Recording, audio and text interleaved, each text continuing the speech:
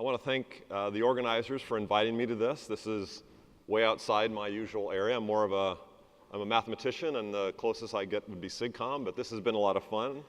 And I have this incredibly pretentious title, and so I'm going to try to explain to you what I mean by this. Online, I have a bunch of videos that go into this in a lot more detail. So sort of think of this as a quick preview of the videos. And I have a lot of people to thank, not enough time to give them all the credit they deserve. So what I'm interested in is these sort of major transitions in evolution, but there are also changes in architecture. And you see increases in complexity and elaboration of networks. Unfortunately, those are the four most confused subjects in all of science. And engineers know a lot about these things, but they keep that to themselves. So I'm going to focus on two parts of this. Of course, you're interested at this stuff at the top, but I'm going to kind of use bipedalism, that transition, as an example. If we hadn't done that, none of the rest would have happened. Okay, so that's a really crucial, they're all crucial, but that one's particularly crucial. And how do I explain universals? Well, my main way of doing it is with math, but we'll not do that today. We'll focus on trying to look at some diverse domains. So not networking, but like I said, bipedalism and our brains and how our brains work. Currently, unfortunately, we have kind of a fragmented theory behind this. And so one of the objectives of my research is to try to get this to be not a whole 9 subjects, but really one.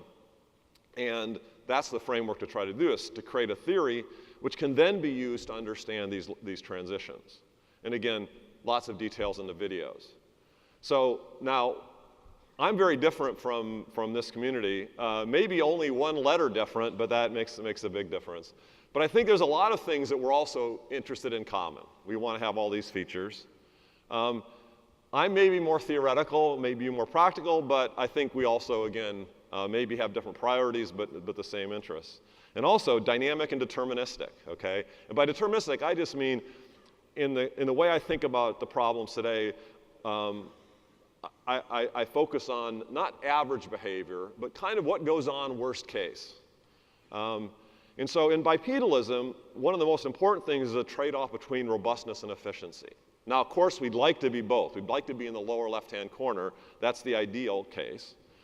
And if you compare us with chimps, for example, at distance running, we're about 4 times as efficient as they are. That's really substantial.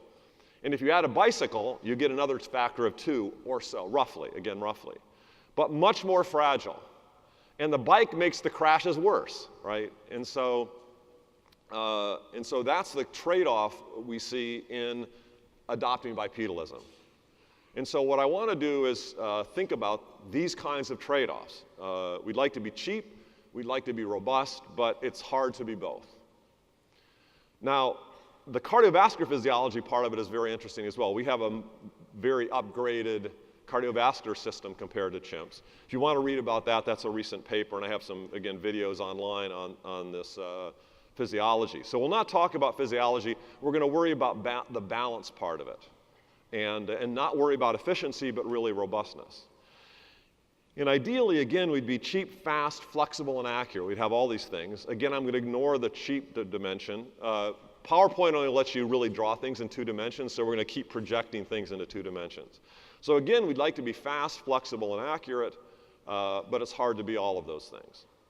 So what I want to talk about is the trade-off in layered architectures, and focus on a very simplified view of what our brains do, which is planning and reflexes. And as an example, this task, this is not me. I'm more of an uphill kind of guy.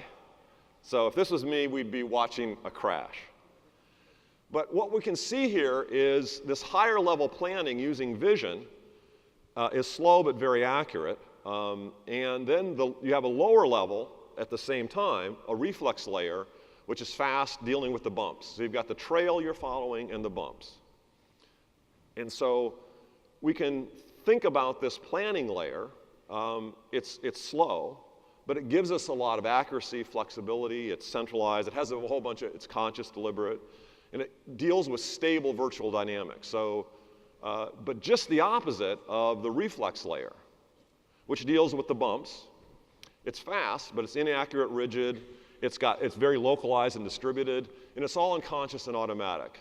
And it deals with the unstable real dynamics to create that. So these are really opposite, completely opposite functions that the same nervous system multiplexes very effectively. And so we put those two things together. We're not ideal in the corner, but we behave almost as if we are. And so, of course, we'd like to be better, faster, cheaper. You can usually choose 2 or 1 at best. And again, we're going to focus on this trade-off between fast, accurate, and flexible. And again, projecting very high dimensions into these. And we're going to focus on just these aspects right now. And again, how do we talk about that? Well, again, we have a math framework for that, but I'm going to talk about how this cuts across many domains. So I claim that this is a feature, universal laws and architectures. And again, what I mean by a law is a law says this is what's possible. Now, in this context, this is what we can build out of spiking neuron hardware. But what is an architecture? Architecture is being able to do whatever's lawful. So a good architecture lets you do what's possible. And that's what I mean by universal laws and architectures. And what I claim is, in this sort of space of smart systems, we see convergence in both the laws and the architectures. And so again, I want to try to talk about this kind of picture, but in some diverse domains. So what are some of the other architectures that look like this? Well, one that you're obviously familiar with is this one from computing, where we have apps sitting on hardware mediated by an operating system. We don't yet really understand what the operating system is in the case of the brain. We know it's got to be there, and we know it's got to be really important, but we're a little murky on it and exactly how it works. So one of the things that I'm interested in is kind of reverse engineering that system. So you're very familiar with the universal trade-offs you have here. So for example, if you need the fastest functionality, then you need special purpose hardware. But you get the greatest flexibility by having diverse application software, but that would tend to be slower, and you've got that trade-off. And then Moore's law, of course, shifts this whole curve down as you make progress. Unfortunately, there's currently no Moore's law for spiking neurons. We're kind of stuck with the hardware we have. But the operating system is crucial in tying these two things together. So now we have a computer science theory that more or less formalizes some aspects of this in the sense that if you want to be really fast, you have to have a very constrained problem, say in class P. But if you want to be very general in the kind of problems you solve, then unfortunately your algorithms are necessarily going to run slower. It turns out at the cell level we have the same sort of trade-offs. If you want to be fast, you better have the proteins up and running, but your greatest flexibility is in gene regulation and also gene swapping. So what we have here is these convergent architectures. The fundamental trade-off being that you'd like to have low latency, you'd like to be fast, you'd like to be extremely accurate, but the hardware that we have available to us doesn't let us do those simultaneously, and there's a trade-off. And then we exploit that trade-off to do the best we can with good architectures. So I want to talk a little bit more about this in a little more detail. And I want to kind of go through and use this example of balance as a way of seeing a little bit more detail about how these systems work. And I want to sort of connect the performance with the underlying physiology a little bit. So what we're going to do is we're going to do a little experiment using your brains. And so one of the things I want to do is use vision. And I want you to try to read these texts as they move. So it turns out up to 2 hertz, you don't have too much trouble doing this. But between 2 and 3 hertz, it gets pretty blurry. And that's because that's as fast as your eye can move to track these moving letters. Now I want you to do a second experiment, which is to shake your head no as fast as you can while you're looking at this. Now, I don't mean big, I just mean really fast, okay? And it turns out no matter how fast you shake your head, you can still read certainly the upper left. So it turns out your ability to deal with head motion is much faster than for object motion. So why is that? So why do we have, first of all, evolutionarily why, and then mechanistically why? So there's a trade-off. Object motion is flexible and very accurate, but slow. Whereas head motion is fast, but relatively inflexible. We'll see why that is. So why is that? Well, when you do object motion tracking, you're using vision. Shouldn't be surprised by that. So vision is very high bandwidth, but it's slow. Several hundred milliseconds of delay. That's why you get this 2 to 3 hertz bandwidth. So slow, but very flexible. So your visual system did not evolve to look at PowerPoint slides, yet you're sitting here doing that. And it's also very accurate, and we'll see in a minute why the accuracy is there. For head motion, you have a completely separate system that doesn't use vision directly. It has this sort of rate gyros in your ear, and it's very fast, but as we'll see, inflexible and inaccurate. And this is the vestibular ocular reflex. So that's a very low delay system. In fact, this is the lowest delay system in your body. It's about 10 milliseconds.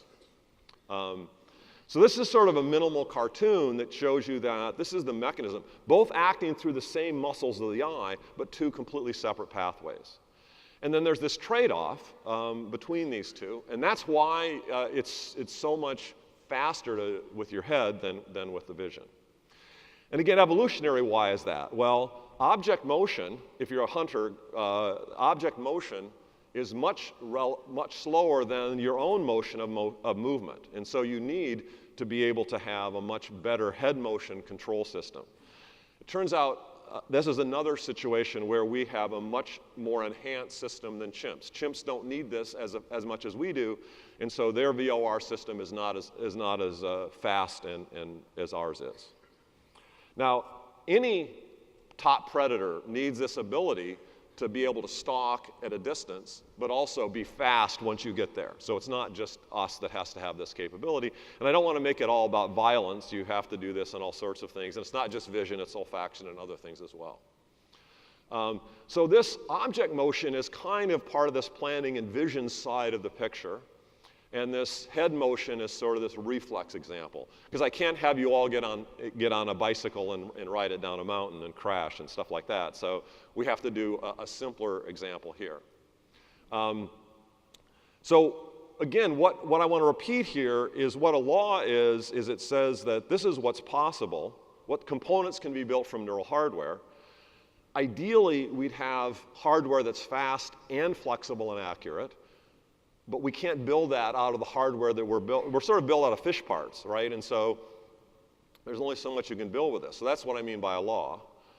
But what a good architecture allows you to build is we're building this vision system and this reflex system out of the same hardware. A good architecture allows you to do that. And we're going to see a little more detail about how that works. So what a good architecture, though, allows you to do is tune these to give you sort of the illusion of fast and flexible, even though none of the parts have that.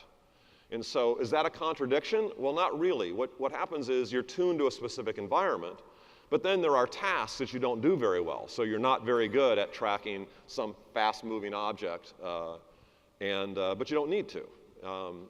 So and you're familiar with this, right? Because here's an example. We'd like our memory to be fast, large, and cheap, but there aren't any parts that are fast, large, and cheap. There's all these different parts. But of course, what you do is you build a virtual memory, and it creates sort of the illusion of fast, large, and cheap. And of course, it's still fragile in some worst case, but most of the time that doesn't hurt us. So we're familiar with this idea of using virtualization in architecture to take components that have these trade-offs and create virtualizations that appear to beat this, at least for some cases. So this is sort of the summary so far about how your brain works with respect to vision. But I want to go a little bit deeper into this system. And first of all, these signals have to match. Why is that? Because they're using the same actuators, and your head motion and object motion must be aligned. And so that can't be encoded genetically. So what you need is a gain to tune, and it sits there. So there's a little gain, and it's tuned by this system called the auxiliary optical system that uses part of the cerebellum. So this is another little piece in that. And it actually is a whole different visual pathway that doesn't go through cortex. And so this is basically the essence of vision, and the vestibular nuclei plays this really crucial role in tuning for this system. So one thing that's interesting about this is that this is connected up to your balance system. So your balance system and your muscles are directly connected to this. And you have this trade-off, again, between vision and VOR, which is fast, but you now have a third thing, proprioception. So proprioception is the feeling that you have of where your body is. So what I want to do is demo this, and if you're really brave, you'll do it with me. So you can try this. So if you're interested, it's a good time to take a break and stand up. So everybody stand up. You don't have to, but if you want to, stand up. Okay. So what I want you to first do is so everybody can stand up and balance, no problem, right? So it turns out, if you close your eyes, you can still stand up and balance and kind of move around a little bit. So open them and watch me. So I can stand here and I can move around, no problem. Now, what's going to happen without vision is I'm going to run into things if I move around, right? But it doesn't hurt my balance so much. Okay. Now, okay, open your eyes. So now we can't turn off proprioception. If we did, you'd all fall on the floor. But we can degrade it. We can degrade that by standing on one leg, right? And so if you stand on one leg, you're a little wobbly, but you can still do it, okay, right? However, if we stand on one leg and close our eyes, we're stuck with this lousy VOR system. It's fast, but it's not very accurate. So if you stand on one leg and then close your eyes, all of a sudden you're going to start teetering, and depending on how old and feeble you are, you're going to fall over. So I'm old and feeble and had a lot of concussions when I was a kid. I could have been smart. Anyway, but when I stand on one leg and close my eyes, notice I start wobbling and eventually I fall over. Okay. Why is that? That's because this VOR system in my head is fast, but not very accurate. So when I lose the accurate visual system, the errors accumulate and I fall over. So you can sit down now. Okay, so now if you lose the VOR system, you're toast. You can't stand up or do anything at all. And there are chemical means by which you can do this. Not that I recommend that.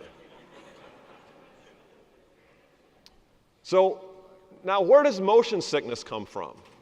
It turns out motion sickness looks like it's a bug because this vestibular nuclei is connected to all sorts of things. So you need it to be connected to your muscles and your proprioception. This whole system has to be integrated together. But boy, does that look like a bug, right? That this system is connected to your GI tract and stuff like that.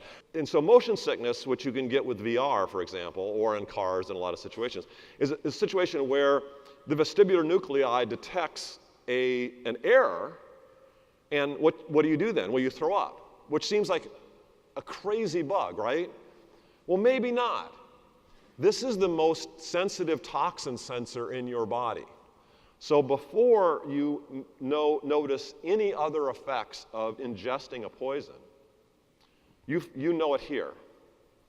So what you want to do is you want to connect that right to the GI tract and throw up to get rid of the poison. So that was an adaptive evolutionary step, but now you put it in a modern environment with cars and boats and virtual reality, and it's now a side effect that is less pleasant.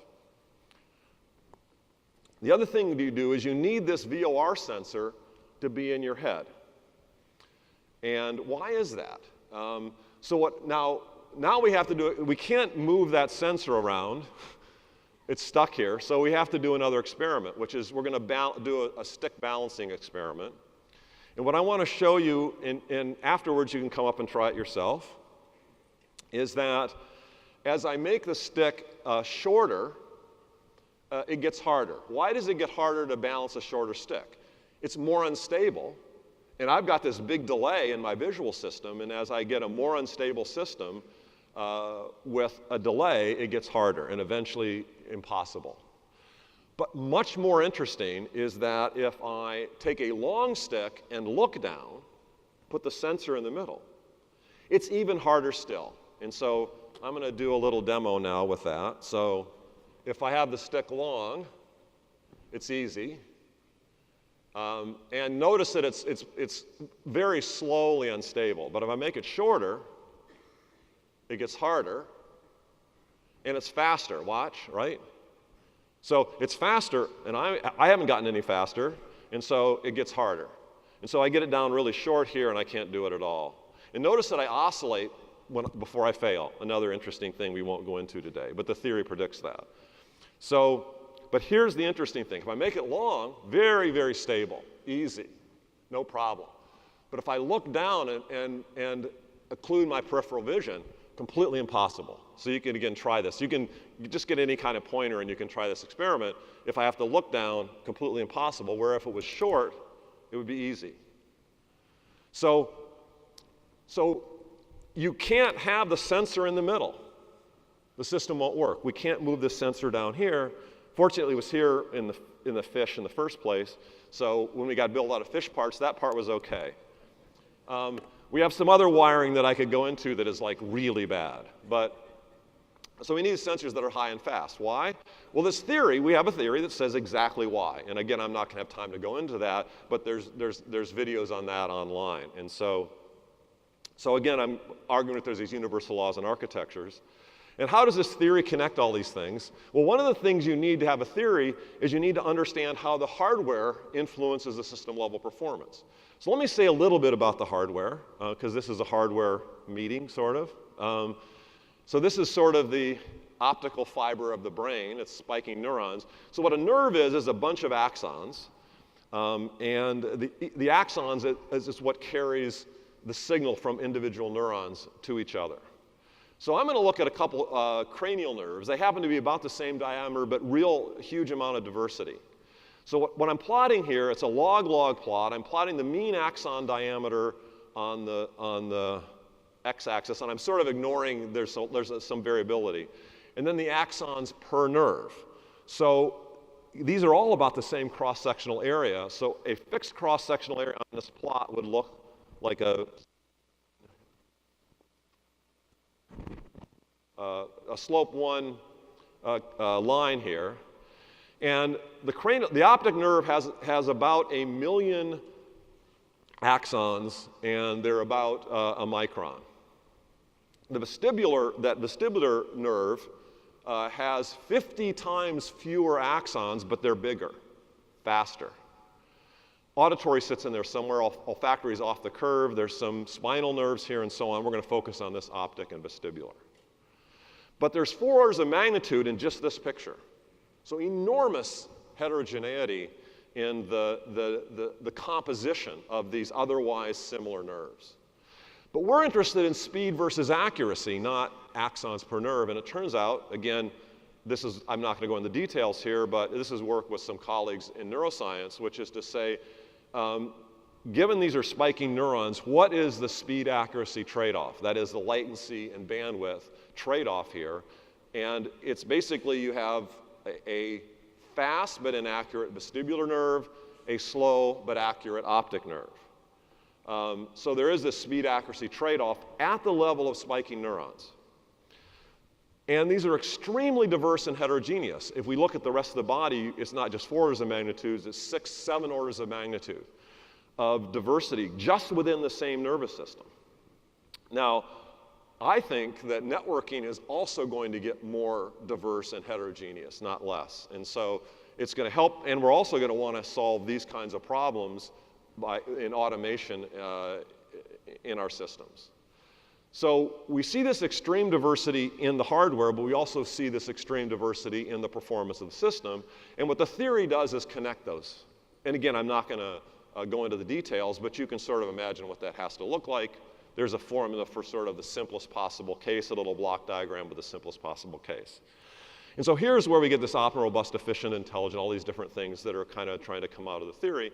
But again, dynamic and deterministic, worst case, because if you're riding a bike down a mountain, for example, you don't want to crash. And it's not okay to land our airplanes on average. We want them to land all the time. And so you see this extreme diversity and heterogeneity. And if you look at across all the animal kingdom, again, built out of the same hardware, you see even greater diversity and heterogeneity. Now, there have been theory fragments before, as I mentioned, but not this integrated theory that puts us all together. That's what's new and just happened the last few years. But it lets us connect this hardware level limits with the performance level we see at the top. We think this theory is going to be very relevant for networking, and particularly cyber-physical systems. So what experiments do we do here? Well, because this is all very new, it turns out this is a relatively untouched part of neuroscience. And so we can't do this experiment very easily. We can't get IRB approval to have people crash mountain bikes. So we actually, in the upper left-hand corner, just a little cartoon version, we actually have a nice little virtual reality game where you have a force feedback steering wheel for the bumps and a trail you have to follow. And so we talked about this balancing stick, these motion. We have a lot of different theory and experiments. But let me talk about a little bit more about these universals as I'm running out of time. We've talked about the sensory motor system. We talked about sort of this layered architecture in our computers. It turns out bacterial cells have the same sort of trade-off between hardware and software. And so these are all layered architectures, and these all talk about where function is controlled. So is control function in the hardware, or is it done in applications? Is it done in cortex, or is it done in reflexes? I'm going to skip over this. This is the thing I'm currently working on, which is how does the microbiome affect the brain? It's a fascinating problem in yet another layered architecture going from cells to brains. So one of these things these architectures let you do is massively accelerate evolvability. So in this system, how do you get evolvability? You swap apps. Of course, some of us actually do write software once in a while, but mostly we just download it from somewhere else. We also can swap hardware. What we can't swap is the operating system. There aren't very many options. We've been stuck with TCP/IP for decades. We're starting to play around with changing it, but it's very hard to change the stuff in the middle. It turns out horizontal transfer is also how most systems do things. So for example, genes in bacteria, they do massive transfer of genes. They swap genes like crazy. That's why they get antibiotic resistance so easily. So again, this is an example. If you sequence just E. coli around the world, this has gone way up. This is out of date. There's about 4,000 genes in each cell. But there's now 40 or 50,000 different genes across all the different cells because they're massively swapping these things. It's just like if you looked at all the apps and all the cell phones in this room, there'd be a huge number and much higher than the ones in any individual. So this is how you accelerate evolvability by swapping. So the idea is that we also do that. What we're doing right now is swapping memes. We swap ideas. Of course, some of us have occasionally an idea that's new, but mostly we get ideas from other people. And we also swap hardware. We have an enormous amount of diverse hardware, but there's sort of some subcortical regions in which we're kind of all the same. Huge diversity, huge diversity in all these different systems, but not much in the difference. There's not much diversity in this room in the operating systems we're running. It turns out the transcription and translational machinery that is the core operating system in the cell is universal across all cells. There's about 10 of the 32 cells on the planet. They're all exactly the same. Easily evolvable, not evolvable in the middle. And so what could go wrong with this? Well, if it's easy to swap genes that we care about, it's easy to swap viral genes, which we do all the time, right? Now, predators don't care about architecture. They just want the meat. But a virus wants to keep most of the things intact and just hijack these internals. And there's some really amazing, I mentioned zombies, there's this thing called zombie parasites. I'm out of time, so look up zombie parasites. It's unbelievable the variety of them. And what they do is they hijack the whole architecture. Rabies is a good example of a system that is a parasite, but also uses the predatory nature of its host to transmit itself. So in us, what's our biggest problem is bad meme transfer, right?